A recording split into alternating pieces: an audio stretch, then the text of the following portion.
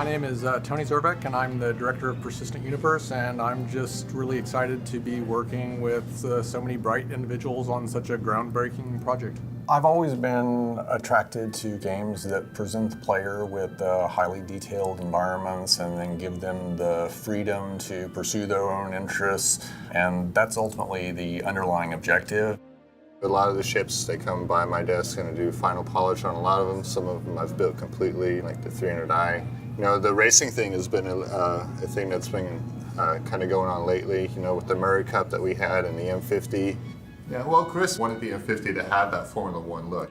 So I elongated the nose and I put the little fins in the front and the paint job and all that stuff. So. Yeah. But that's the beauty about it, you know, we can always tweak our ships, you know, it's not like a final game, it's out and that's what you get. Yeah. It's like, you know, we can always make our ships better. Hi, I'm James Wright. I'm a senior game engine programmer.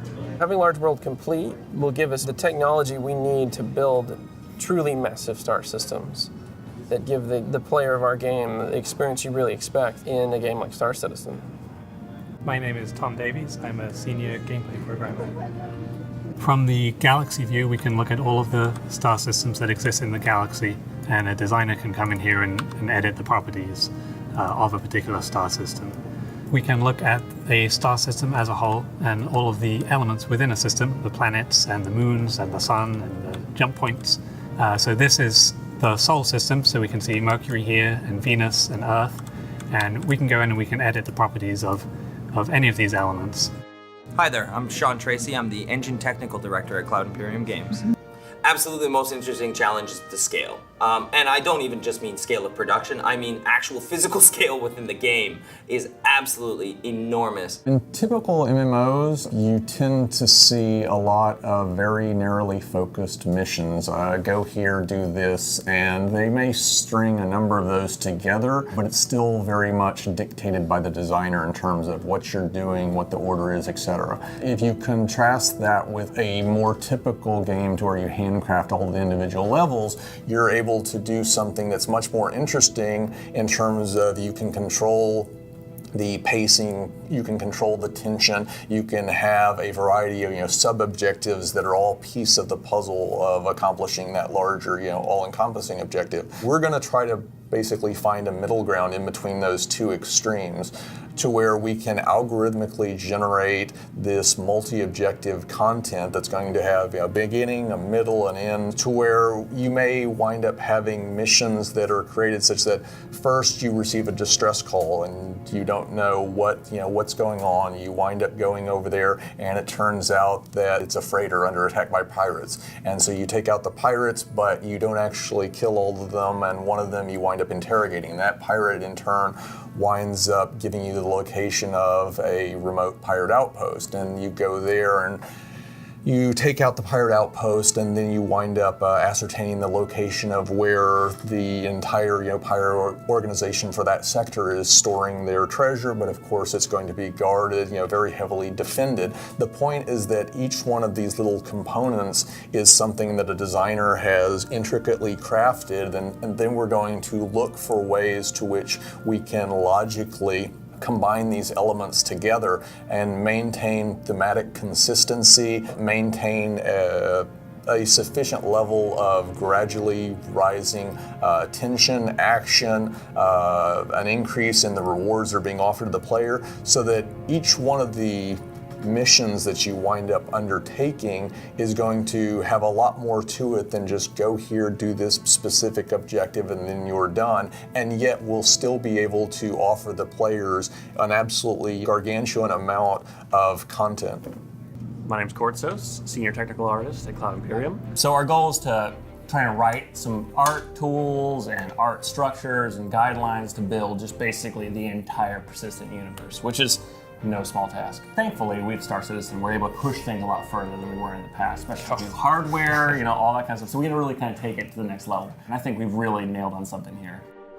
characters are one of the pillars needed to create a convincing world, and the more convincing the world, the more enjoyable the experience is going to be for the players. The player experience is going to be improved considerably by the fact that we're actually simulating all of these NPCs in the background. Product prices, the missions being offered, which NPCs you see in which area, which ships you see in which area, what they're doing in those areas, this is all going to be dictated by the economic simulator that's going to establish context for the entire system. If you see something occurring, within a particular, section of space, you see an NPC doing something, it's because there is logical, rational reason in the course of this entire fully functional economy why that's happening. One of the things that we've been developing is the skeleton for our main character. Our original skeleton, which you can play in the hangar, you run around getting your ships, is a very old skeleton. There's a lot of little things like we didn't realize that the hips were locked in the Y and X translation, which we've unlocked. And now instead of having a character like running straight down a rail, our character actually has bob and weave, and you kind of get that more natural animation. There's actually going to be a wide variety of ways by which NPCs are made, more unique. Things like their level of intoxication, exhaustion, and various other things. So a bartender is not just going to stand by the bar and dole out drinks. He's going to actively serve patrons. He's going to sweep the floors, and a variety of other such things. There are going to be millions of NPCs getting simulated, and that's going to lend context to the missions and the characters that you'll see in the various locations throughout the game. The only reason why you would see a freighter or a pirate in a particular place is because it makes logical sense within the greater game why they're actually there. I'm John Erskine. I'm the head of live operations.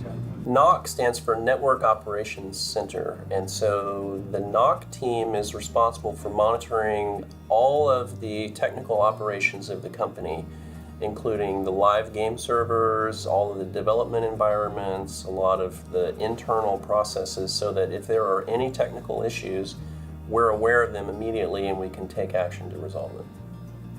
The operations team includes a lot of different functions, including the platform that serves the website and account information for the game.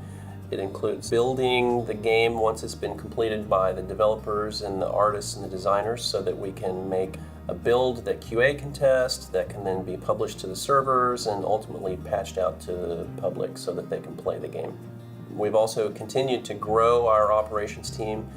A year ago, it was very small, and a lot of the servers just sat under people's desks in various places, and now we have fancy server rooms and bigger operations and live servers that the public can play on. So there's a lot of growth happening over the last year, and a lot more to come in the next year. I'm Justin Binford. I'm Keegan Standifer. Jeffrey Peace. Melissa Estrada. Andrew Hussey. Gerard Manzanares. What do y'all think some of the funniest bugs are? Freelancer breakdancing is probably the funniest one that I've seen. When you crouch, your knees go through your back. Yeah, the character folding in on itself. Getting stuck in a chair, and then your character looks like he's panicking. Big huge eyeballs flying around, losing your face. The freelancer leaving the hangar. Oh yeah, I did backflip. Constellation. They just decided to my people need me. So my favorite moment here was obviously the day I got hired, which was only a couple weeks ago. But I'm here, and we're going to make a big difference here. Favorite moment, I think the Ice Bucket Challenge was pretty exciting.